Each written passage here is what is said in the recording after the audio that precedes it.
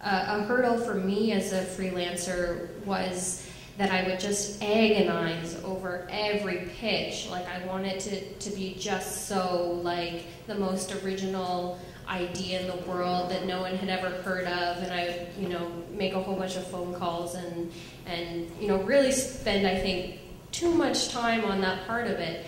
And so I think that's a good point, you know, just send the emails, you know, you never know what's going to happen. Anyone else have any pitching tips? Well, I'll take a shot. I do want to just pick up on something that Claudia said about all those people who work for free. I want to share a horrible truth with you. The horrible truth, and I sort of half realized this, and then I wrote a book with a guy, and I discovered that it's not just something I kind of thunk was true, it's actually empirically true. People have done the research to prove it.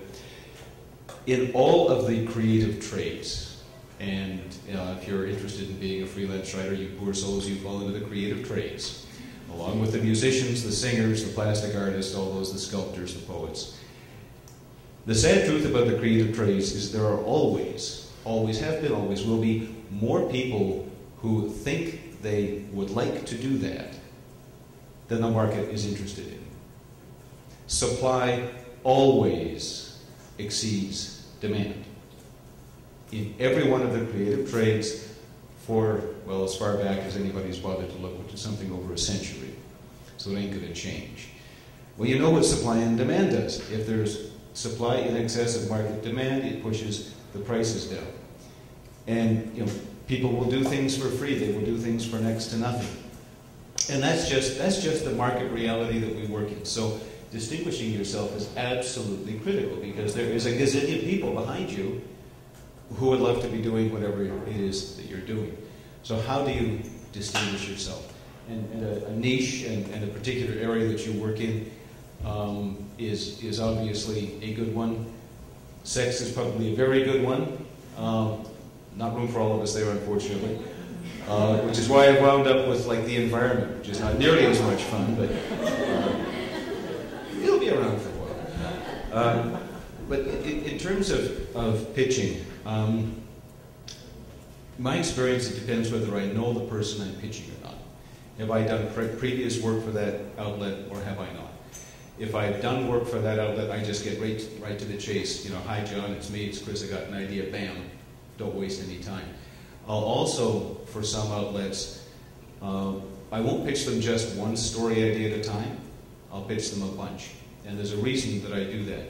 Something else I discovered in the course of doing the same book that taught me about supply and demand, I discovered that 90% of everything doesn't work. Most books fail. If you look at recording artists, it's some like ridiculous figure, like 96% of everybody who ever made a record has lost money on it. Most story ideas, in fact, are probably never going to happen. So I know I have to get a whole lot of story ideas to have one that I think is going to sink its hooks into somebody. And if I'm not sure, maybe I should pitch them with 6 story ideas, really short, and say, you like any of these, I'll come back at you with a longer pitch, and I'll, you know, flesh the whole thing in. Because I can't really be sure. These are all stories that might fit the outlet, but maybe, you know, maybe they've got one in the works. Maybe they've done one that I didn't catch. A couple of other thoughts about pitching. You know, if you are writing for a car and track magazine, do not pitch them a story about ladies' lingerie. Think about the market that you're pitching and whether what you are pitching is actually a story for them. Try to relate it to what you know they're interested in, because that is what they're interested in. They really give a damn about your story. They're interested in what fits their definition of their market. Another observation, and I've sat on the other side of the chair. I've been an editor and I've been a radio producer. And I came to realize, and Colleen, bless you for going to all that work to try to sound brilliant. My view is it's almost a complete waste of time. Not that you're not brilliant, but the editors don't actually care. Because very often brilliance comes with a certain amount of, well, erratic delivery maybe, I don't know. What editors really want is reliability. They want the piece to arrive on time, to do what the picture said it was going to do, to be more or less to length, competently enough written that they don't need to do a whole lot of heavy editing, and the writer to be agreeable enough when they do the editing to work with it. That's the kind of stuff that gets you, in my experience, repeat business. Brilliance is all very well. Steady reliability, in my experience, is actually what the market is looking for. Chris had something I was going to ask you, actually, having been an editor. You answered it already, though, and that's what I was going to say was that although there's a lot of people out there who are, who do it for free, I don't think there's that many people who are, I guess they don't have to be brilliant, but are good writers, solid writers, have to be solid reporters. That's a trust issue, and have all of those reliability things there, being on deadline and all that kind of, delivering the story that you pitch, communicating with your editor, all those things. So I really think that if you have that stuff and you're reliable with it, that you will be paid for your work. And if you're one of those people as well, that you should say no if somebody asks you to work for free. And having that, having the confidence to say no will pay off. I really think it does. Just a couple of things to add to what Chris said. I thought what you said was great. Is that when I'm pitching, I do something like what you were saying a lot of the time to editors who I know for long features, because it can be so time-consuming going and putting together like a full proposal. And sometimes with editors, I might end up writing about 700 words before before I'm actually assigned that story, which is, I should probably say no to that more often, but I don't, I guess. So what I have to do then is send out that list of ideas that are short, and I might just, do a headline, a potential deck, and like a couple of sentences describing the story, and put 5 of them in an email and send it off, and just say, look, if any of these work for you, because most of the time the reason that you're getting rejected has nothing to do with your abilities or the quality of your idea. It's because it doesn't work for some other reason. They have something in 2 months coming that's similar. They feel like they've had too much coverage on that topic, and really what they need is this, and all of that kind of stuff. So when I'm pitching to an editor for the first time, I often, instead of just getting attached to that one story that I really want to do, that story that I'm super excited about, I try to think of it as starting a conversation with an editor. So instead of taking one story idea and shopping it around to, okay, the editor of the Waters, the editor of Maclean's, the editor of Chatelaine, I don't know, whatever, I'm going to say, okay, what publication do I really want to work for? I'm going to find the editor who I think, do a little research, talk to my friends, find out the editor who I think I have stuff in common with, who's working in the area that I want to work in, and then start a conversation with that person by giving them a bunch of different ideas, following up, and then also call them.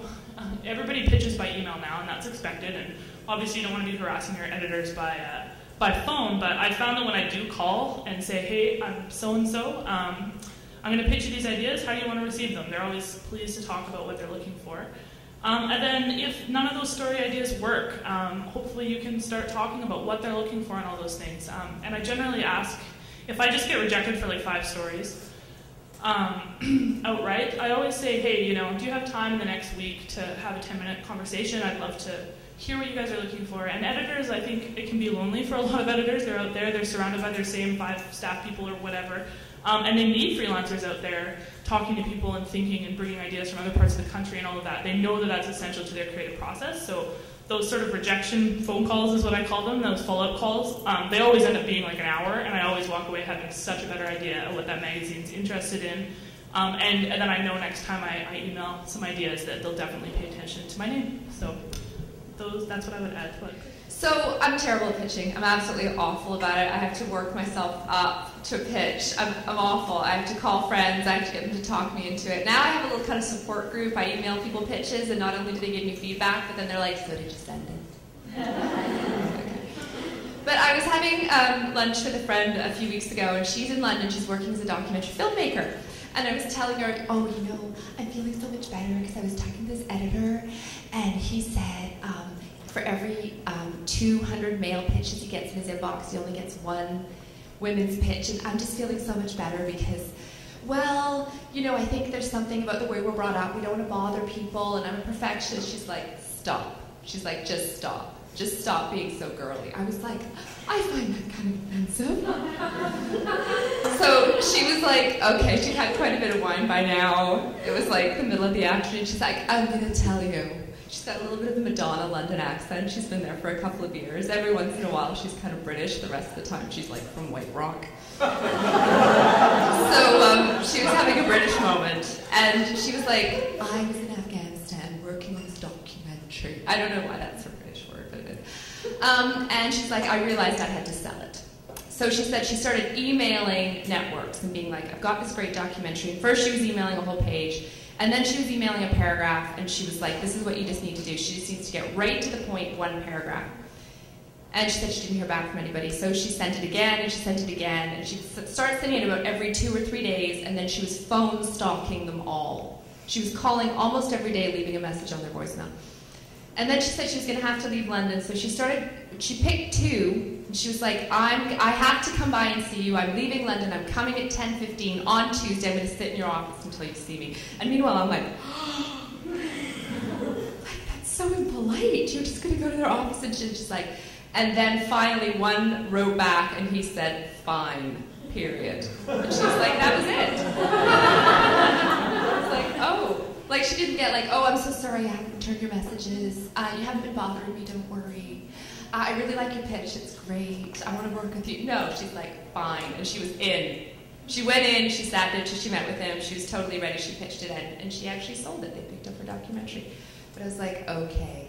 So I've got to cross a little bit of a hurdle here. Yeah. And she's like, just as these people have said, they need your content, they need creative ideas.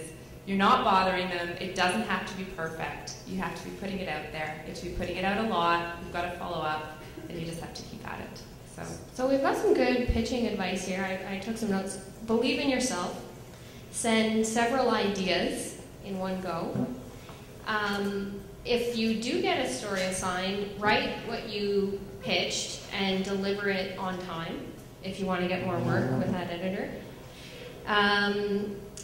Be persistent, and if your idea isn't accepted, I love Erin's strategy of doing the rejection phone call. I think that's great. I'm definitely gonna use that myself. When I got into the business, I was working in radio news, and I sold a couple of individual pieces, and a buddy of mine who was working for the new CBC station in town when CBC was opening stations said, look, we're going to need freelancers. He invited me to do freelancing. And I never had to work for free. The closest to working for free I did was like a $35 a week column for a local alternate rag, which I thought was pretty close to free. Essentially, you might have gathered, I don't think that ethics should stand in your way of accomplishing things. That sounded terrible, but I think you can kind of like trip yourself up by trying to be too ethical. You're absolutely right, Nancy. You have to have some proof that you can do this. And at the end of the day, that proof is having done it somewhere, having some words down. If that's what it takes, it's not unethical, it's wrong in that you're being taken advantage of. And you should not let yourself be taken advantage of. But in this case, maybe you're not so much because it's going to give you an entree into the door.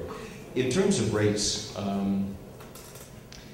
I kind of work on the basis of, is this going to put kibble on the table and a roof over my head for the amount of time that it's going to take me to do this, but bearing in mind that there are some stories I really, really want to do. And so frankly, I'm going to take a lower rate for that because I'm going to have a really good time. There are some stories that, but I know they're good for the dough. And maybe I can crank them up a little bit. There are some stories that it's almost immaterial because I'm not entirely sure they're going to pay me. And I've had that experience as well. So I guess I start from the, what do I need to make my ends meet over any given period of time. But I also recognize that for a lot of outlets, they've got an upper limit. And it becomes all right, I'm not making as much as I would like for this. I might not do as much work for it as I would have done if they were paying me more. But they're going to be able to afford it, I'm going to be able to afford the time, and we're going to be able to do some business. And it's a different call absolutely every single time. When it comes to radio and television freelancing, many of the workplaces in town and across the country are unionized. So simply offering to go and work for free is just not an option. Their collective bargaining agreements don't allow for it. If you're a student at a recognized post-secondary education institution, you can arrange for internships, which may or may not allow you to voice something. But I guess what I would say is, and just going on that note too, freelance items often are set by a rate as well. Like even though as a freelancer, you sort of become like a temporary, like tag you're a member of the union for that one-off project. You pay, a certain due, and then for the purposes of that project, you're within that union, which entitles you to a certain rate. When it comes to freelancing for radio and television, and if you are a younger journalist, I would maybe recommend that you take a long, hard look at seeing whether or not you have to be the one that fronts the piece. In the sense that you may have awesome research skills and awesome writing, but maybe your voice isn't quite there because you're not a regular broadcast journalist, and the only way you literally find your speaking voice is by voicing hundreds or thousands of stories. So it wouldn't be terrible if you put tons of work into a project and it was awesome and you had layers of sound or awesome pictures and a compelling character, but your voice was that would be terrible. So I would say make sure you know why you feel you have to front the piece, and don't feel any sense of shame or loss in maybe getting a professional narrator to do it for you, because the story is still being told. So I would say that's one important difference between a print byline and voicing a radio or television documentary. Well, I was going to say I hadn't worked for free until I wrote a book, which I was paid for, they say. But it sure didn't feel like it, and my taxes this year reflect that. I've never done something so expensive than write a book. So again, it's like, I really agree with what you guys were saying, in that like every single time you're sort of balancing this with every single contract. So I'm sure what I'm getting paid for print media is similar to what Chris was getting paid in 1978. That's another sobering fact. Everything in magazines sort of starts around $1 a word. It's still per word, which is ridiculous, since obviously some words take a lot more research than other words, but whatever. I've been paid as much as $2 a word for a magazine feature. I've been sometimes given bonuses if things, if there was a lot of research or something that came up a long time that used a lot more time. I've been paid for doing media, for TV and radio, promotion for features and things like that. Although not for the book, again, the money hole. So for me, it's like every single time I'm thinking about that again. And sometimes I am sort of compromising price because I'm getting something else out of it. And it's always this balance between, okay, what am I getting out of it? And money is part of that. And what am I putting into it? And I'm thinking about it very much in terms of, okay, this story is going to take me 2 days of work. All right, what is that worth to me? Okay, this story is going to take 4 weeks of work. What is that worth to me? What does this big paying thing allow me to do in the, on the lower paid thing? Other considerations that I think about are, how is my career progressing? Is this a step towards what I want to be doing? And I think it's important to think about that. Claudia and I were having a pint before the panel tonight, and we were talking about how one of the things that I've seen in myself and a lot of my friends, freelance friends, is that you get so tied up in the making enough money to pay in with the same 3 editors, that you kind of lose sight of where you want to go in your career, and it prevents you from pitching those big stories to the publications that you want to work for. So that's definitely something that's happened to me too. So when I decided to do the book, knowing that the advance was okay, but it wasn't going to really make sense, I could make more money during that time freelancing. That was what I was thinking. I was like, okay, this is an important step in my career. I'm choosing this book for a specific reason, and I knew how that all tied together, and that was the decision I made. Other reasons that I compromise rates is when I often do shorter, quicker pieces that don't take a lot of pitching, and I can go out and do it because I'm developing sources and research for a larger thing. So the example that I would recommend anybody who's an aspiring freelance writer to look into is Open File. They're great. They're these little 500-word stories. You can crank them out in a day. The editor is very supportive, really great. And I've used that sort of as a launching point so that I can spend a day and go and I'll make $200 for a 500-word story. But that's a day that I would have put into pitching something in that area, so I'm being paid for my research. So I think it's just all sort of about piggybacking things and making it work overall. But yeah, what do you guys actually get paid? There's the challenge. I'll start with online, which is anywhere from about 0 to 25 cents a word, depending who you're writing for. Broadcast, if you're doing straight promotion for a story on some networks, you don't get paid, and on others, you can get paid $150 for going in, so that can be nice. CBC. That's tricky though sometimes too, because if you say you're a journalist, then they have to pay you, and then they might not call you, and then you might not get to do your thing because they may have maxed out their budget or something, so you kind of have to decide if you want to take that. Magazines, I've definitely made $1 a word, which has been really nice. One funny thing that happened is they asked me for another 1,000 words because they said they liked the story so much, and I was like, oh, okay, sure, that sounds great. And then at the end I was like, so how much should I bill you? And they're like, oh, the original amount.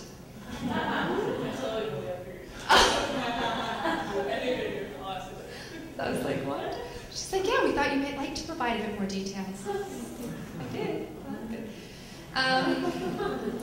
Corporate writing, depending on what stage you're at in your career and what you're doing, can be anywhere from, I don't know, I'm going to say $25 to $100 an hour. It's hourly.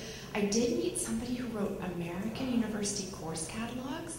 I was making $200 an hour. I don't even know what that means. I don't even know, but I think that's all I can think of for rates. So everyone jot down university course catalogs with a dollar sign beside it. Well, I'd be in the same sort of range. Magazine pieces are typically $1 plus a word, and it's a goofy way of measuring anything, but it's the way the industry works. It's the way that they measure payment. But I really look very hard at, maybe partly because I'm at a slightly different stage of my life, maybe a very different stage of my life. I'm a lot grayer than anybody else out here. And so, you know, when I look down the road at my career, it's a shorter road. And the things that I might want to do now are somewhat different from the things I might have wanted to do 15 or 20 years ago. But, you know, one of the things that I found about some of that work that just barely pays, and my book experience was the same. Pile of work, could have made more money magazine writing during that time. But particularly the most recent book, and I've written 7 books altogether, the one thing that the most recent book did that was really helpful financially is that it kicked open the door to do speaking engagements. And I forgot to mention that actually when we were talking earlier about the variety of things that we did. But I probably made as much money, $3,000 a time, doing speaking gigs in the year after the book came out as I made from anything else. Now, I did a certain amount of promotional appearances for free on radio and TV, I'm sure. But speaking is just, compared to actual work, damn, it's knocked me over dead and paid me a check. You know, it's just wonderful. Which I guess really is also to say, always be keeping in mind that there might be another angle to make a few bucks. And it's not just recycling the information of the story, which is absolutely a good thing. But one of the few advantages that freelancers have is we can be totally promiscuous. If there's a way of selling what you know, what you've learned, nothing that says you can't do it. So I think newspaper is an area that has sort of been touched on here. I think you'd see a range of between 15 and 40 cents a word.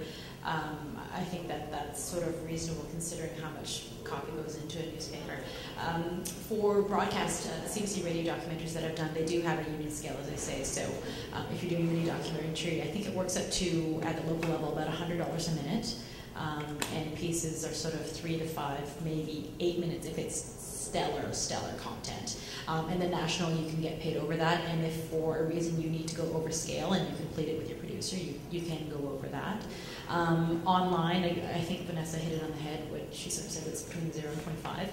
And multimedia is an interesting thing because I think it's still fairly new. It's so new that a lot of traditional media outlets don't know what it's worth because there are a lot of people out there who say they can do multimedia, but they can't.